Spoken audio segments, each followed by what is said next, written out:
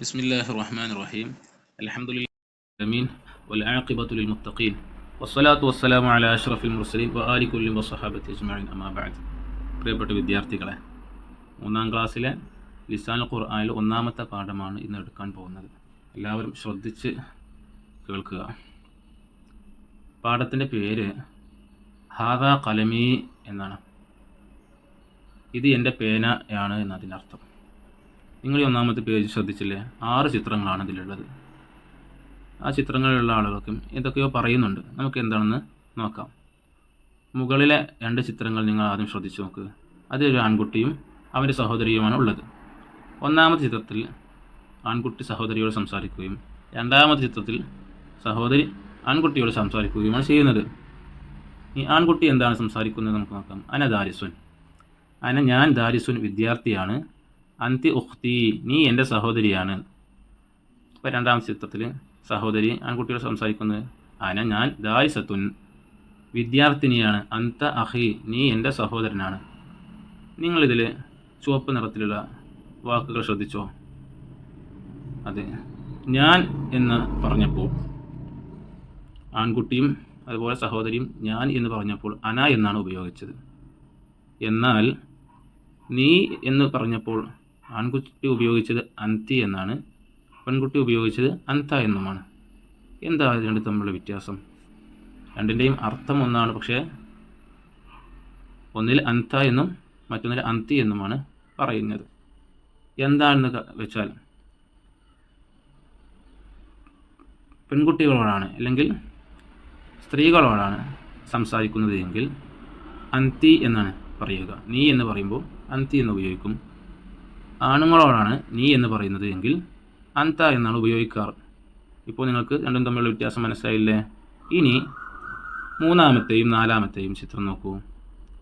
3ാമത്തെ ചിത്രത്തിൽ ഒരാൾ അയാളുടെ പോക്കറ്റിലുള്ള പേനയിലേക്ക് ചൂണ്ടിക്കൊണ്ട് പറയുകയാണ്. എന്താ പറയുന്നത്? ഹാദാ ഖലമി, ഇത് എൻ്റെ പേനയാണ്. അൽ ഖലമ ഫിൽ ജൈബി, പേന പോക്കറ്റിലാണ്. 4ാമത്തെ ചിത്രത്തിലോ ഒരു ആൺകുട്ടി മരത്തിന് മുകളിലുള്ള ഒരു പൂച്ചയെ ചൂണ്ടിക്കൊണ്ട് പറയാണ്. എന്താ പറയുന്നത്? ഹാദിഹി ഹിറത്തുൻ, ഇത് ഒരു പൂച്ചയാണ്. അൽ ഹിറത്തു അല ഷജറത്തി, പൂച്ച മരത്തിന് മുകളിലാണ്.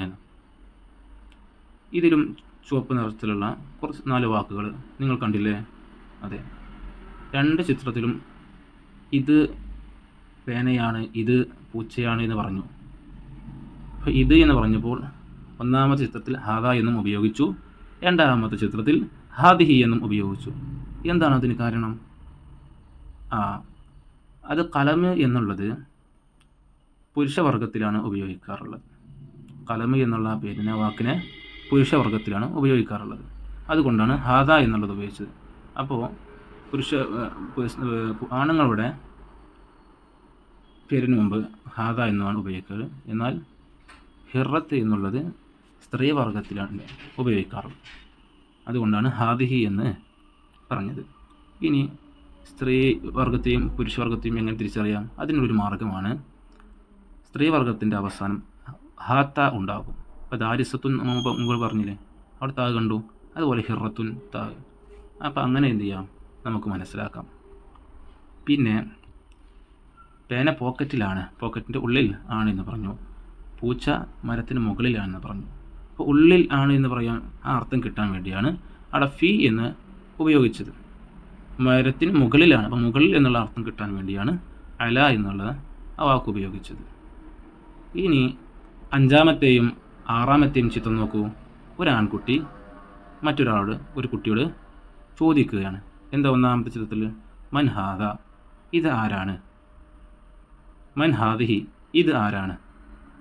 അപ്പോൾ 2ാമത്തെ ചിത്രത്തിൽ കുട്ടി മറുപടി പറയാണ്, ഹാദാ അബി, ഇത് എൻ്റെ ഉപ്പയാണ്. ഹാദിഹി ഉമ്മി, ഇത് എൻ്റെ ഉമ്മയാണ്. ഇവിടെ നിങ്ങൾ ശ്രദ്ധിച്ചുല്ലേ? മൻ ഹാദ, മൻ ഹാദിഹി. ഓ, ആരാണ്? അപ്പോൾ ഒരു ഹാദ എന്നുള്ളത് ഒരു പുരുഷനെ സംബന്ധിച്ചാണ് ചോദിക്കുന്നത്. അതുകൊണ്ടാണ് ഹാദ ഉപയോഗിച്ചത്. ഹാദിഹി ഉപയോഗിക്കാൻ കാരണം അത് സ്ത്രീയെക്കുറിച്ചാണ് ചോദിച്ചത്. അതുകൊണ്ടാണ് ഹാദിഹി എന്ന് പറഞ്ഞത്. പക്ഷേ ആരാണെങ്കിലും, ആണാണെങ്കിലും പെണ്ണാണെങ്കിലും ആര് എന്ന് ചോദിക്കുമ്പോൾ അത് മൻ എന്ന് മാത്രമേ ഉപയോഗിക്കാറുള്ളൂ, ആണിനും പെണ്ണിനൊക്കെ. അപ്പോൾ ആ കുട്ടി മറുപടി പറഞ്ഞു ഹാദ അബി, ഇതെൻ്റെ ഉപ്പയാണ്. അപ്പോൾ അബു എന്നുള്ളത് ആണായതുകൊണ്ടാണ് അവിടെ ഹാദ ഉപയോഗിച്ചത്. ഹാദിഹി ഉമ്മി, ഇത് എൻ്റെ ഉമ്മയാണ്. അപ്പോൾ ഉമ്മ പെണ്ണായതുകൊണ്ടാണ് ഹാദിഹി എന്ന് ഉപയോഗിച്ചത്. ഇനി നിങ്ങൾക്ക് മാറില്ലല്ലോ, എവിടെയാണ് ഹാദ ഉപയോഗിക്കേണ്ടത്, എവിടെയാണ് ഹാദിഹി ഉപയോഗിക്കേണ്ടത് എന്നൊന്നും. ഇനി രണ്ടാമത്തെ പേജ് നിങ്ങൾക്ക് മറിച്ച് നോക്കൂ. അത് 4 കോളങ്ങൾ ശ്രദ്ധിച്ചില്ലേ? അതെ, ഒന്നാമത്തെ കോളത്തിൽ ഒരു പെൺകുട്ടി ഒരു കോഴിയെ ചൂണ്ടിക്കൊണ്ട് ചോദിക്കുകയാണ്.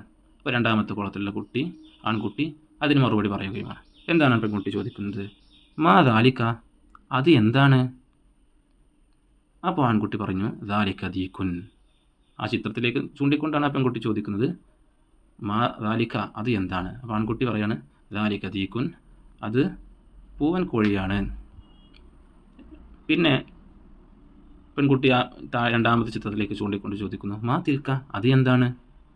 അപ്പോൾ ആൺകുട്ടി പറഞ്ഞു തിൽക്ക ദജാജത്തുൻ, അത് പിടക്കോഴിയാണ്. നിങ്ങളിവിടെ എന്തെങ്കിലും മാറ്റങ്ങൾ ശ്രദ്ധിച്ചോ?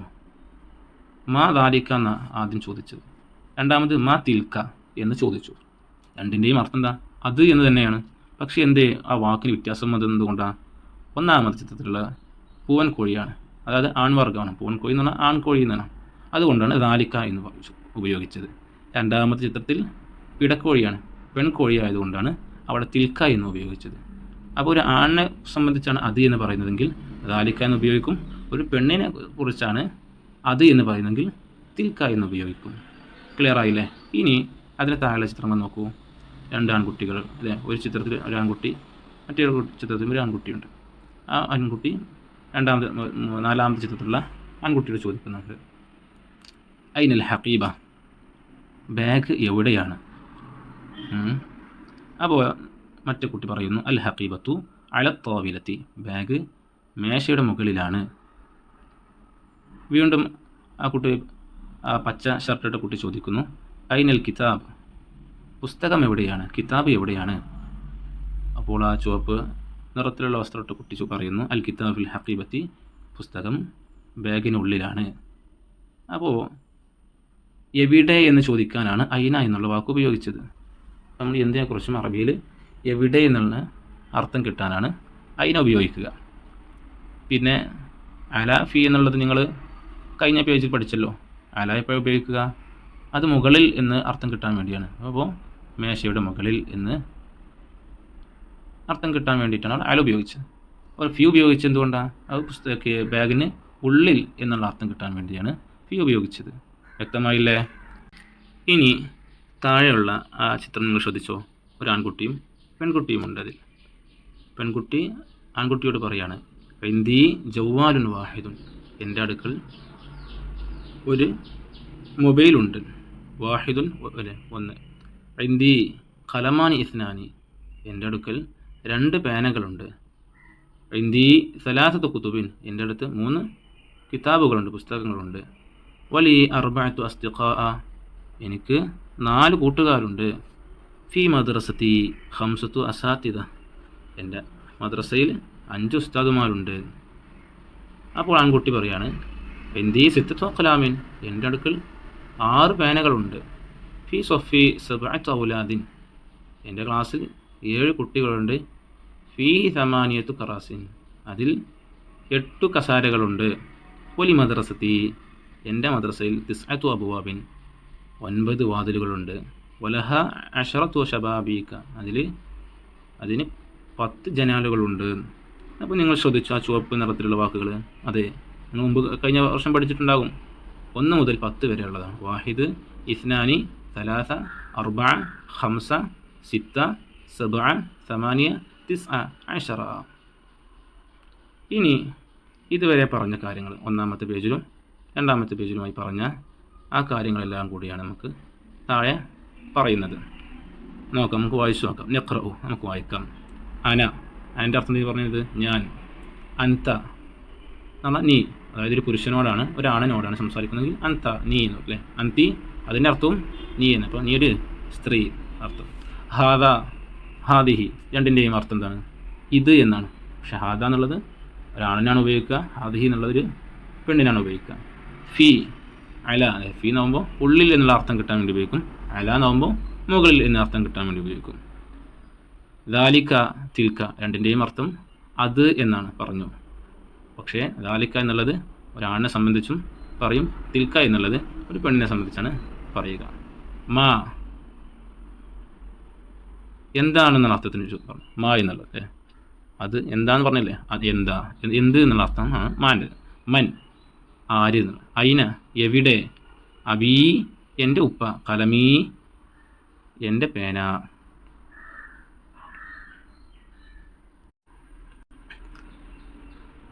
അടുത്ത പേജ്, ഇനി 2 പേജും കൂടി ഉണ്ട്. അത് ഇൻഷാ അല്ലാഹ് നമുക്ക് അടുത്തൊരു വീഡിയോയിൽ പറയാം.